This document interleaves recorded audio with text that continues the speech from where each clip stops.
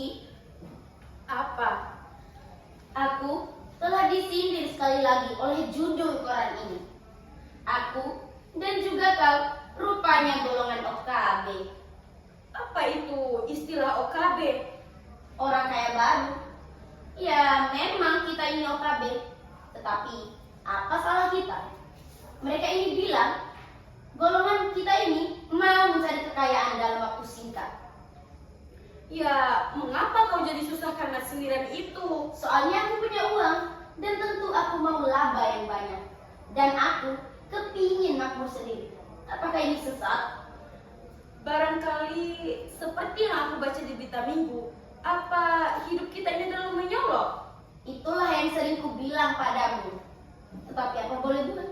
Kita sudah punya impala. Apakah ini salah, Kiki? Menurut pendapatku, kau tak usah gelisah karena kejadian ini. Pergilah bekerja, jangan terlalu repot. Atau sebaiknya mulai sekarang jangan kau takut membaca koran. Aku sekarang, bahkan kalau bisa, tidak bertemu dengan manusia. Tadi malam, aku bermimpi diborgol oleh polisi. Oh, makna mimpi itu artinya kau akan selamat. Aku mulai takut, apakah aku akan selamat atau tidak. Kemarin sore, aku telah pergi ke dokter jiwa itu dan telah kukatakan semua kepadanya. Hah? Kau katakan? Ya, telah kukatakan semuanya. Karena kemarin ada orang yang bertanya yang tidak-tidak di kantorku.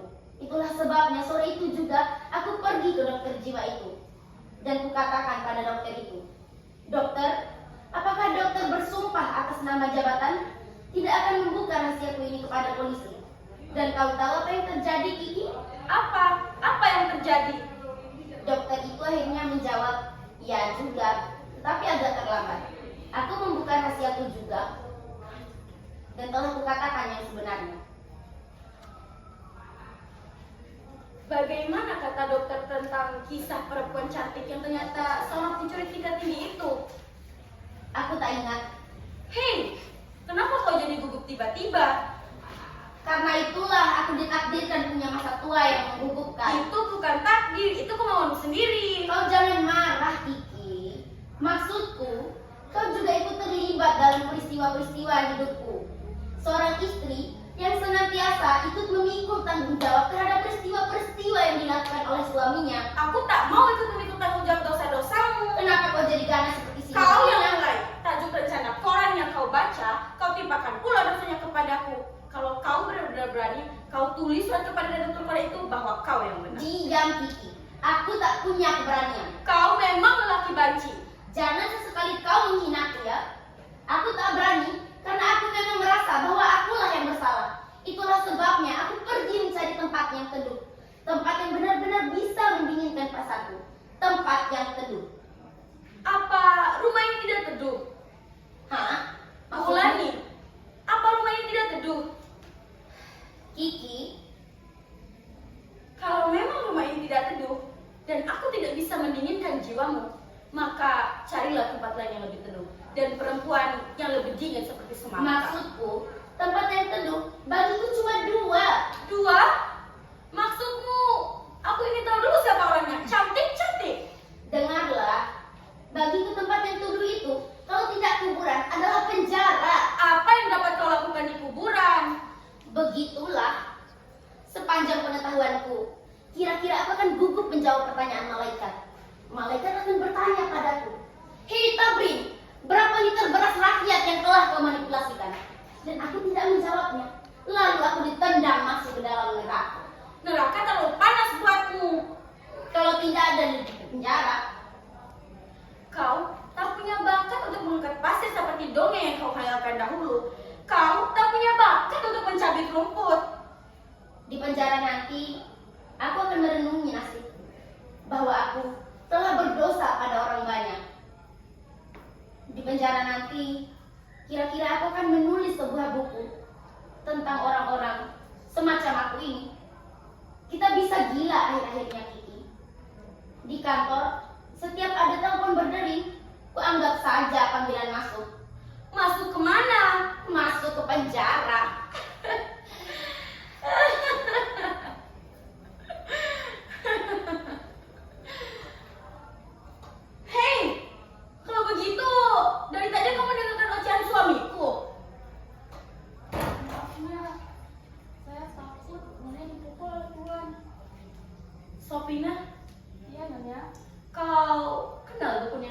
di Jakarta ini? Di Jakarta ini saya nggak taunya, tapi di Batu Jaya saya tahu. Dukun apa dia? Dukun beranaknya. Yang ku maksud, dukun yang bisa menyembuhkan orang yang punya penyakit mengigau, kesurupan, atau sakit. Barangkali di Banten adanya. Ya, apakah Tuhan sudah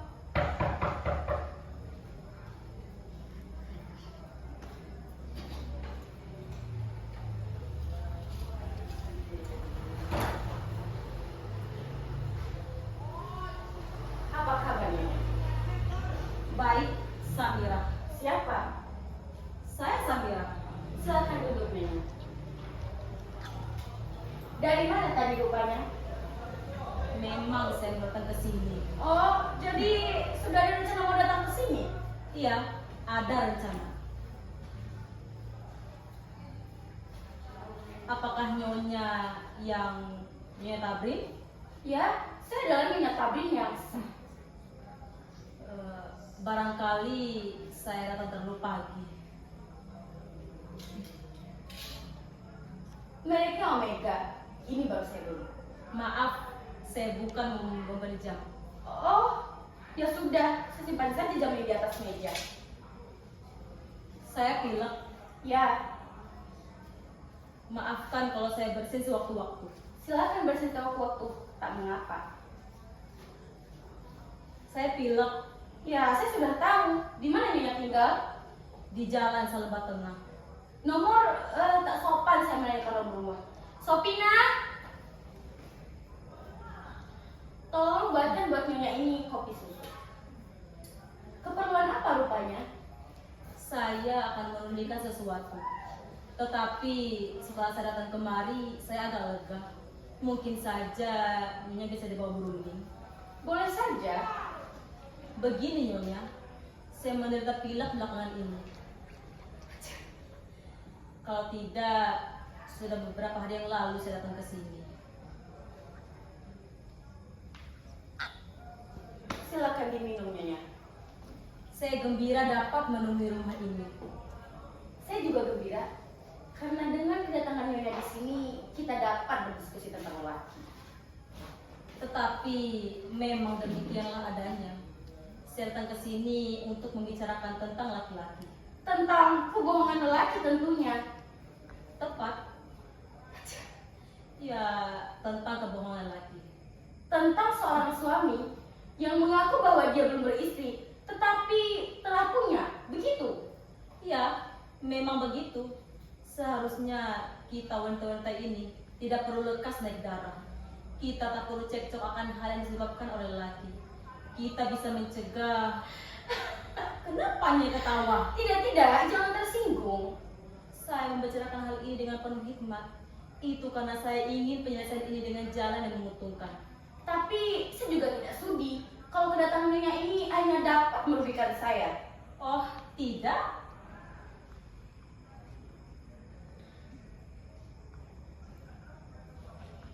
Jadi Nyonya ini Nyonya Samira. Ya. Baiklah. Lu mau kemana? Nyonya sabarlah di sini. Saya akan pergi sebentar lagi dan Nyonya tunggulah di sini. Tapi Nyonya ceritalah soal kejadian Nyonya dengan jujur. Nanti giliran saya akan bercerita lagi. Baiklah. Sopina, jangan mengintip di balik pintu. Siapa yang bersembunyi di balik pintu? Pesuruh saya. Oh, orang seperti ini mudah sekali terkejut. Ya, demikianlah halnya. Pertama kali akan saya ceritakan nasib saya sebelum bertemu dengan dia. Saya adalah perempuan yang taat beragama. Jadi, saya tidak begitu saja lekas tergoda apabila melihat seorang yang menderita.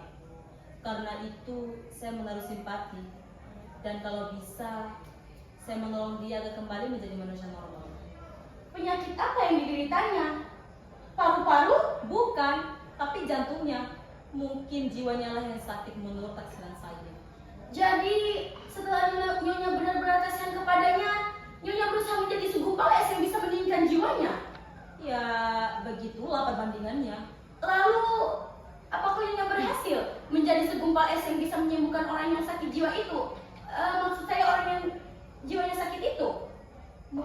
berhasil. Dan maaf, saya bukan menaruh simpati saja. Cinta? Ya, kira-kira begitulah. Apa pada akhirnya Nyonya berhasil mengawininya? Berhasil? Dengan sah? Di depan penghulu, ya dengan sah. Tapi maaf, jangan tersinggung. Tidak, saya tidak tersinggung sama sekali. Mulanya aku tidak tahu bahwa dia begitu pendusta. Katanya dia masih single. Kemudian ketika saya mendapatkan foto di dompetnya, dia mengaku, dan itu masih saya maafkan. Sebagai wanita, kita punya sifat menyelidik, iri hati, dan saya pun tak luput dari sifat ini. Dan saya pun punya perasaan cemburu, dan perasaan demikian yang membawa saya ke sini. Lalu saya ke sini, dan disinilah saya mendapatkan kebohongan lagi. Katanya istri pertama cuma rumah kayu, ternyata gedung. Katanya tadi belikan TV Android, ternyata TV antena. Katanya cuma kursi rotan, ternyata mebel yang mewah. Semuanya adalah dusta belaka. Siapa yang berdusta? Suami saya. Siapa suami Nyonya? Hah? Ya, saya ingin tahu siapa suami Nyonya. Masa saya tidak tahu? Katakan padaku, siapa suamimu? Maaf, jangan takut-takuti saya.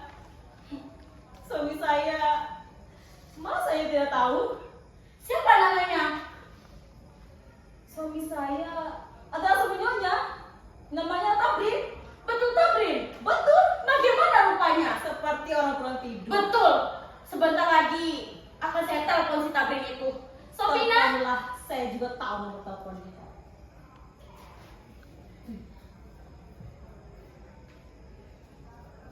Apa yang bisik sama batu itu? Soal-soal pribadi. Tapi saya tersinggung. Cepat sedikit ya Pina. Nyonya memang cantik. Tapi kita buktikan saja nanti. Saya menyatakan satu kenyataan. Memang menyatakan satu kenyataan tidak salah. Dalam hal ini kita lihat fungsinya. Dalam kenyataan Nyonya mengaku sebagai Nyonya Tabrin pula. Saya memang Nyonya Tabrin. Saya Nyonya Saya Tabrin. Nyonya Tabrin. Kita lihat saja nanti. Baik, akan saya tunggu. Maksudmu kamu akan menunggu di sini. Lalu saya akan pergi memanggil suami saya, begitu? Terserah. Tak mungkin terserah. Dan saya juga tak sudi pergi meninggalkan rumah ini dan meninggalkan engkau sendirian. Kalau saya pergi meninggalkan rumah ini, artinya saya telah memberikan kesempatan. Cukup satu kali saya tertipu. Untuk kedua kalinya, saya cukup kapok. Kenapa yang bergelora? Saya memang punya penyakit. Darah tinggi para. Diam kau. Sebentar lagi pengadilan akan datang. Tidak apa, dibawa ke pengadilan juga boleh. Pada prinsipnya, saya tetap punya hak sebagai istri kedua. Dan saya menuntut hak itu. Oke. Saya sudah tahu siasat licikmu dari tadi. Kamu mau bikin darah saya bergelora. Memang ini emosi kaum wanita. Tapi jangan kau kira aku yang impulsif ini bisa kau kelabui 2 kali. Apa maksudmu dengan kalimat-kalimat ajaib itu? Apa tidak jelas? Apa aku perlu membawa mikroskop untuk menjelaskan kalimatku? Apa aku perlu menjelaskan bahwa kau ini model perampok zaman modern? Lucunya. Baiklah, anggap saja ini lucu. Memang lucu kalau sebentar lagi diborgol oleh polisi. Panggil polisi kalau berani. Sudah, Iskopina sudah memanggil polisi dan suami saya dengan telepon di ruang sebelah. Mau tahu? Itulah yang saya bisikin di belakang tadi. Kira-kira polisi akan sampai di minggu lagi.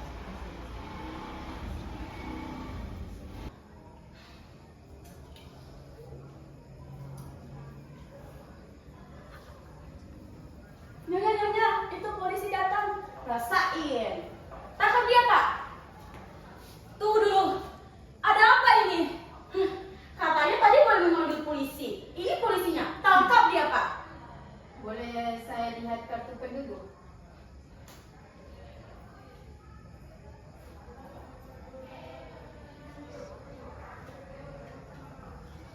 Tinggal, Pak. Nah, ini sebuah bukti. Mana ada perampok mempunyai kartu penduduk.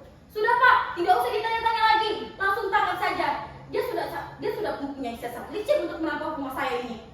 Sabar Nyonya, Saya sudah tidak sabar lagi, Pak. tapi dalam hal ini kita memerlukan ketelitian dan kesabaran. Kartu penduduk tinggal. Kamu jangan juga mau menuduh aku merampok ya? Sabar Nyonya. Nah, itu suami saya datang. Aku akan menampar muka stabil itu. Apa? Kau akan menampar muka suamiku? Kau jangan gegabah ya, itu suami saya. Itu juga suami saya.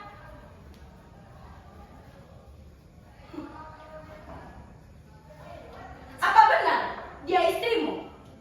Kau pembohong, penipu. Kau jangan gegabah ya. Dia suamiku. Kaulah yang penipu. Kau datang di siang bolong mengaku-ngaku sebagai Nyonya Tabib, padahal kau perampok. Memang Pak, kami pernah merasakan kejadian seperti sekarang ini. Tangkap saja dia Pak. Dia memang, memang. Gabriel. Aku punya bukti-bukti yang sah bahwa aku adalah istrimu. Nyonya punya keterangan lain sebagai bukti. Saya kebetulan ada mau surat nikah.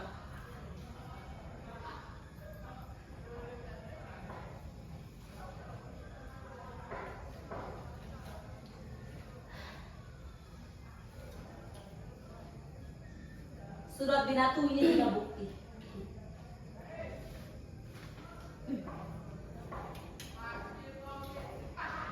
Dan lihatlah Pak, nama siapa yang tertulis?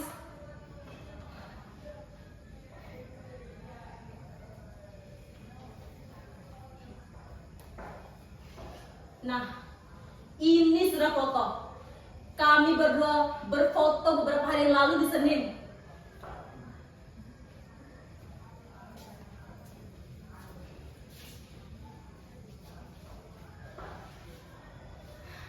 Dan bacalah nama siapa yang tertulis. Dan ini surat nikah. Ada foto saya dan foto dia di surat nikah itu. Pak, ini bukan soal kriminal lagi Pak. Ini sudah soal privat rumah tangga Pak. Dan saya bisa menyelesaikannya sendiri. Saya boleh menunggu di luar. Kalau perlu, saya boleh dipanggil. Silakan Pak. Jadi, Kenapa aku datang ke sini bikin gara-gara? jadi apa benar dia istrimu?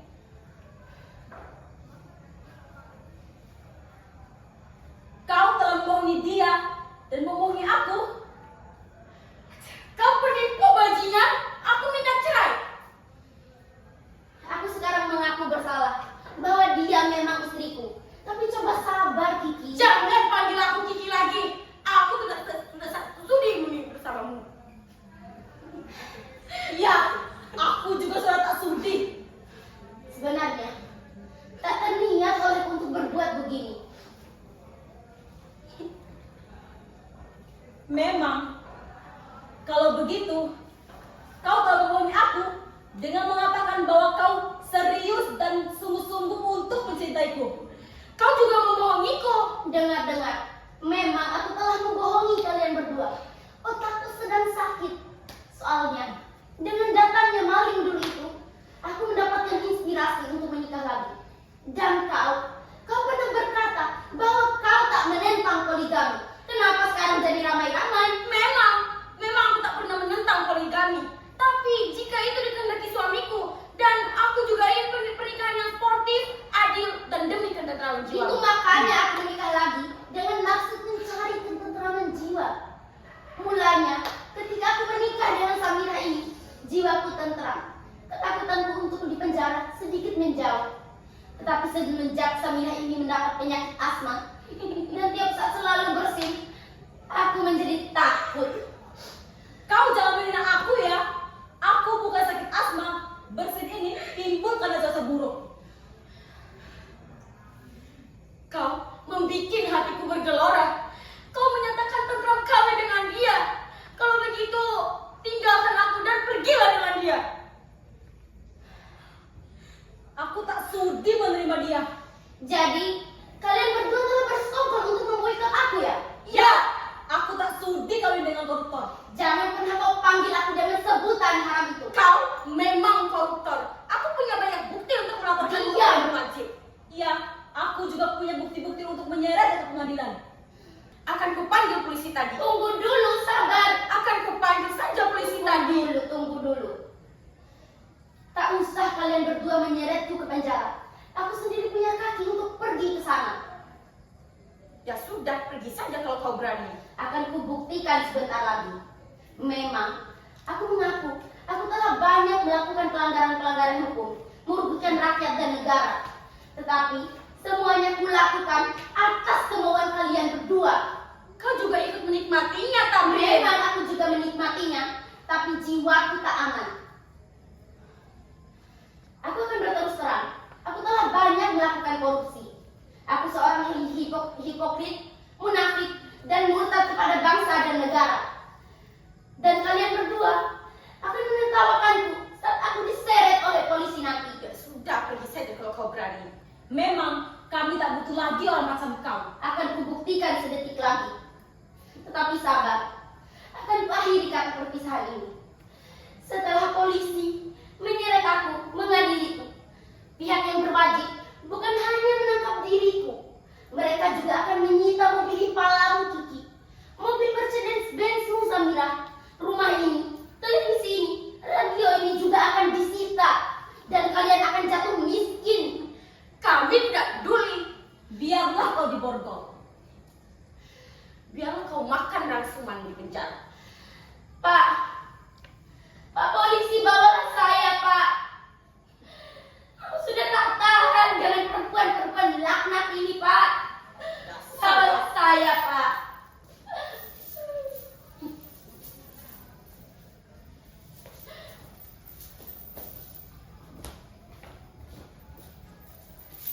Biarlah dia menerima nasibnya di penjara. Kalau untung dia diborgol dengan borgol besi 4 kilo. Biar dia tahu diri kalau kita sudah disakitinya. Iya, biar dia kapok. Barangkali dia sudah sampai di kantor polisi. Barangkali sudah ditanyai. Barangkali tidak ditanyai, mungkin langsung dibawa ke pengadilan. Tidak mungkin. Dia ditahan dulu, diadili dulu, kemudian hakim memutuskan berapa tahun dan dia dipenjarakan. Untung-untungan 15 tahun. 30 tahun juga tidak apa.